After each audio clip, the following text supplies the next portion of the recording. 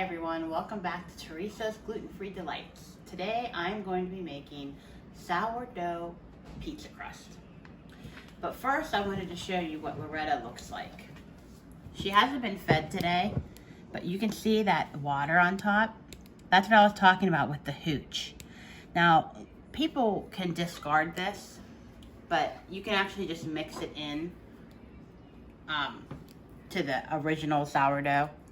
And remember, since you have your sourdough is established, you do not have to discard any of it. You just keep on feeding it because you are going to use it. Also, you don't have to feed it every day. If you want, you can store this in the refrigerator and just feed it on a weekly basis. And just remember that if you're gonna bake something 4 days from the time you're gonna bake, you have to take it out 4 days prior because it needs time to get back to room temperature.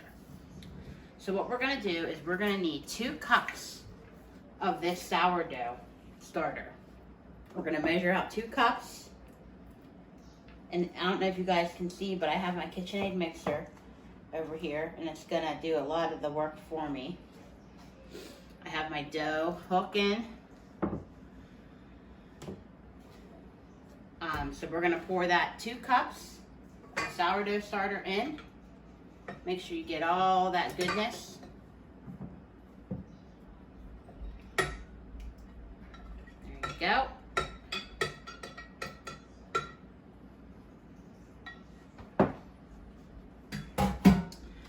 To that, we are going to add 1 egg.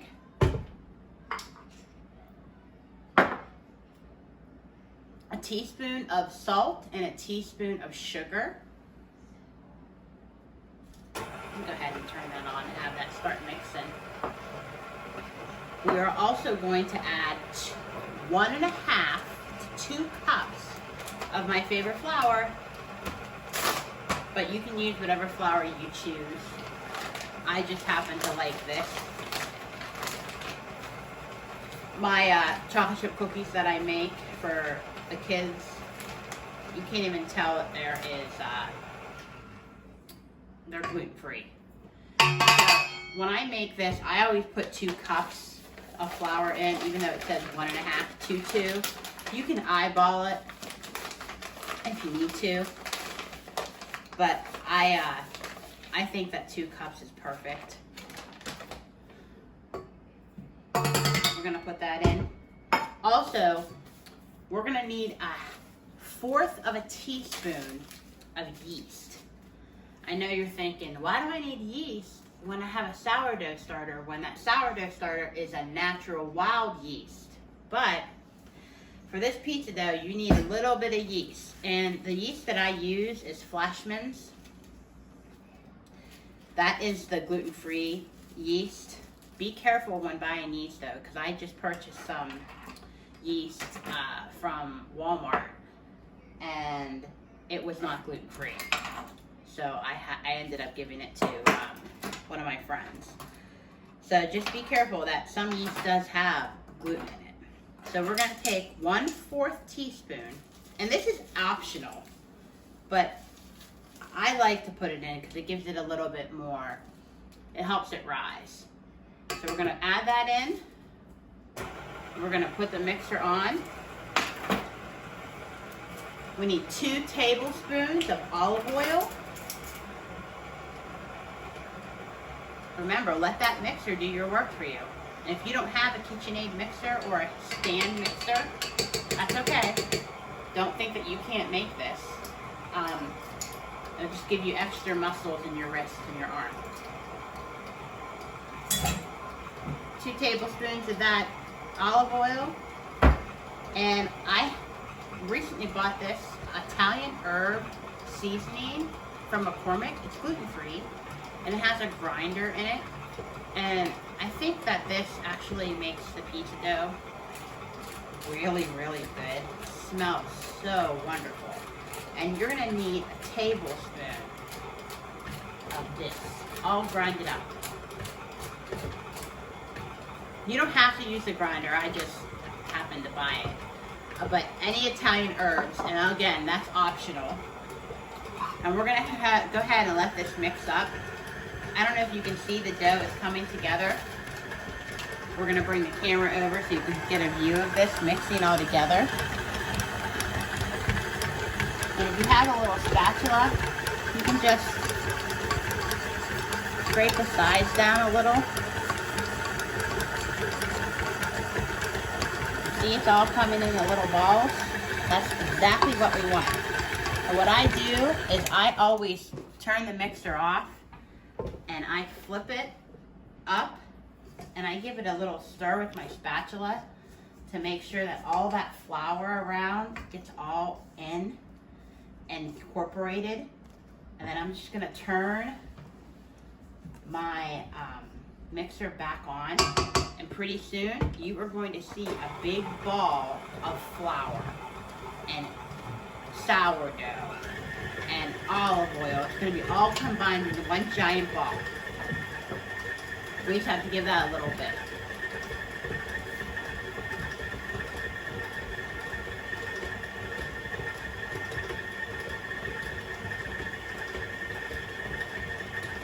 It's coming together very nicely.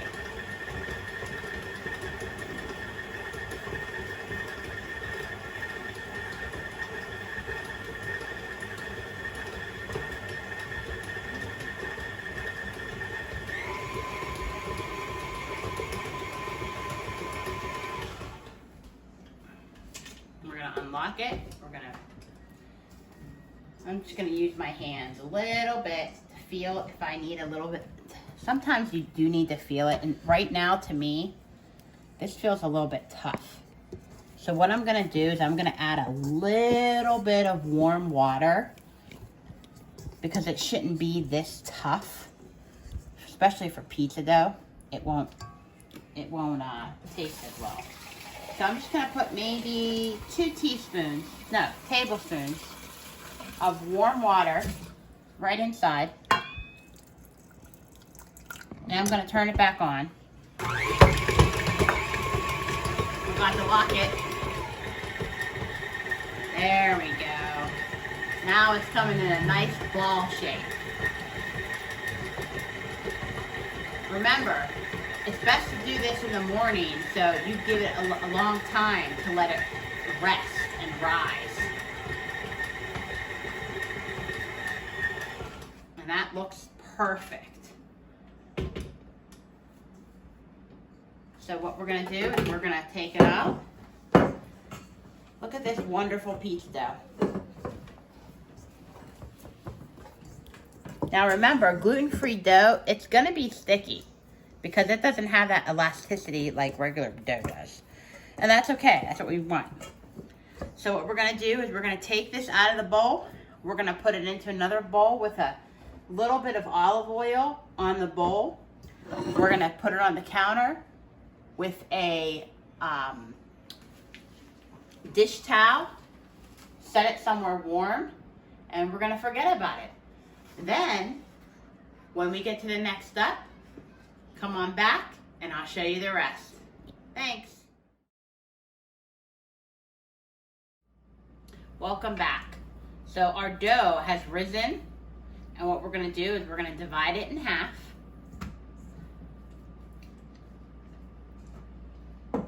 And as you can see, I have a pizza pan here, and I sprayed it with a little bit of ham.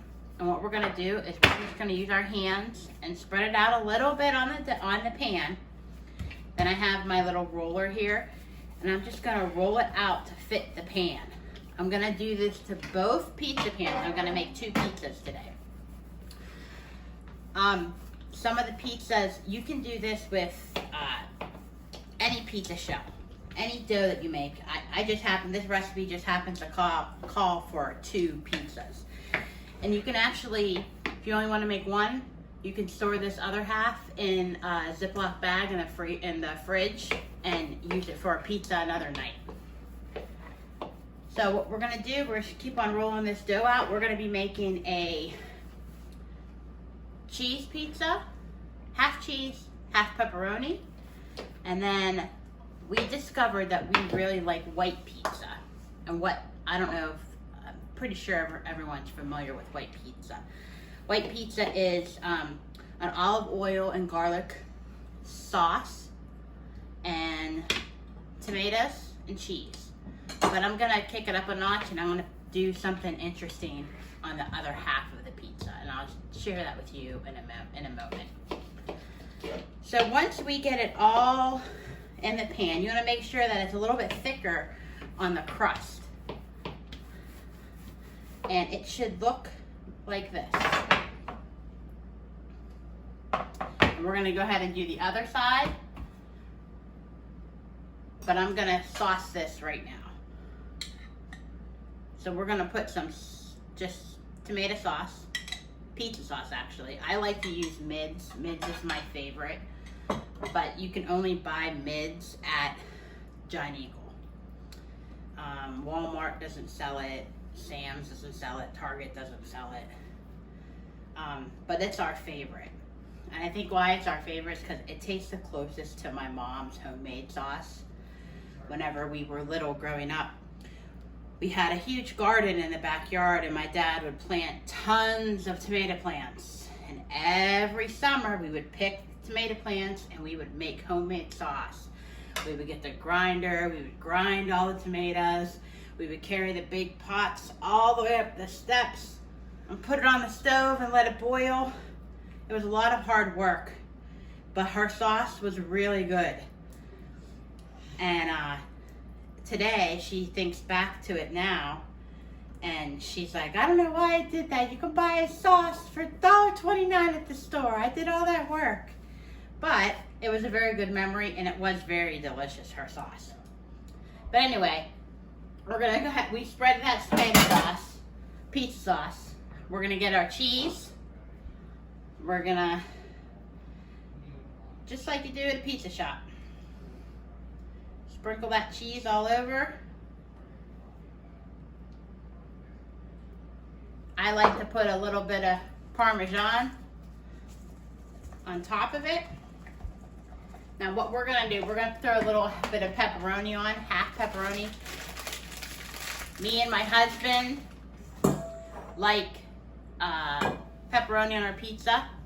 My daughter likes it just cheese. She likes the pepperoni on the side. She does not like the pepperoni on the pizza, which I think is a little odd because pepperoni on pizza, especially when it's burnt, oh, the edges are crisp. It's very, very delicious. So we're gonna go ahead and put some pepperoni on here. And I'm gonna throw one to my cameraman. She's gonna pop that in her mouth and continue filming. So I'm gonna set this pizza aside, and we're gonna start, little piece of cheese. We're gonna start on our white pizza. And for the white pizza, what I normally do is just put tomatoes and cheese. But in the freezer, I had some steakums, but they were a little bit sirloin steak that fall apart. It looks like this. I thought it would be cool to put some on that pizza with the tomatoes and the cheese.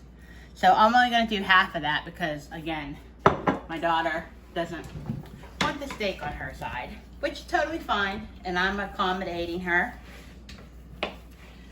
So we're do the same thing. We're gonna roll out our dough. And if you notice that it's a little bit showing the pan and where you see big bubbles, you just have to give it a little bit more strength and try to even it out. And whenever this is cooking in the oven, boy, does my kitchen smell delicious. Even my son says it smells good, and he doesn't like anything.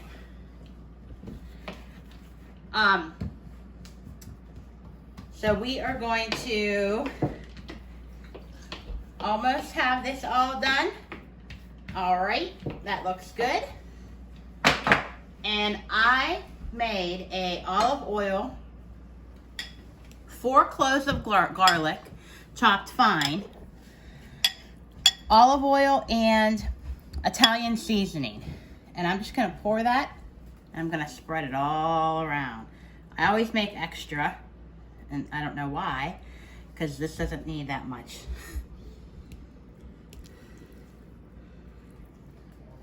This smells amazing. Make sure we're gonna get the edges, because we want the edges of the pizza crust to look delicious, taste delicious. All right, there we go. Next, we are going to get I sliced little cherry tomatoes because I didn't have big ones. And what I did is I sliced them real thin, and I put a little bit of seasoned salt on them, because I noticed that the last couple times I made this, that the pizza needed a little bit of salt. So I just put some on,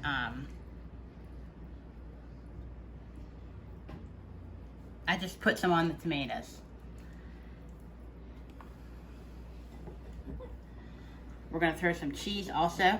You can either put the tomatoes on first or the cheese, either or. I like to mix it up a little bit. Need a little bit more cheese.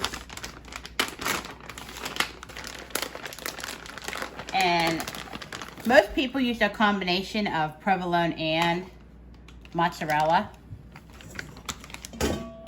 But I just have mozzarella today.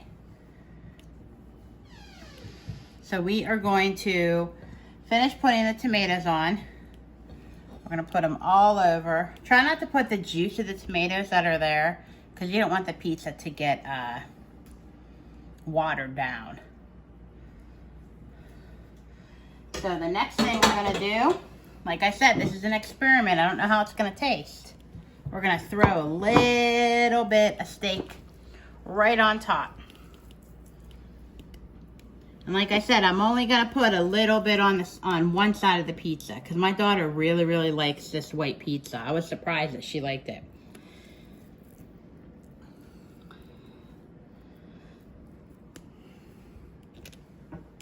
And for show, a little bit of Parmesan, sprinkle it on top.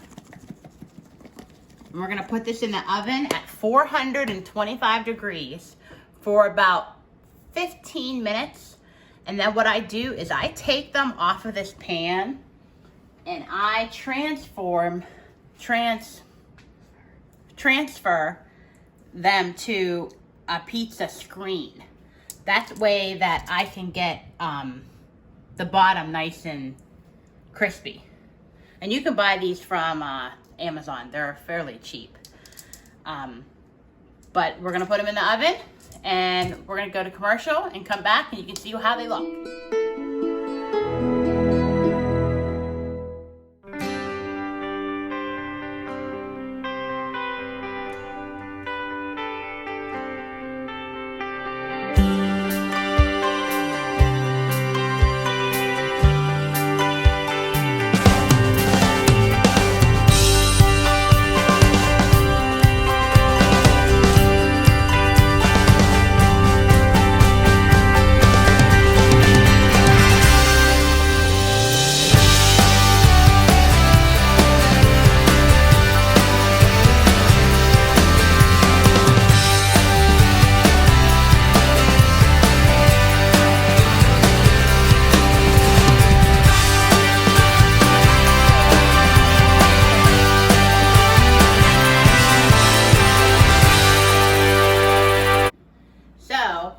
Pizzas. I transferred them to the pizza screen after about 15 minutes in the oven, so that they get a little bit done on the bottom. You can see underneath the bottom how nice that looks. And here are the two pizzas. Sourdough pizza crust. Let me tell you, it's the best thing that ever happened to gluten-free. Have a great day. Like and subscribe.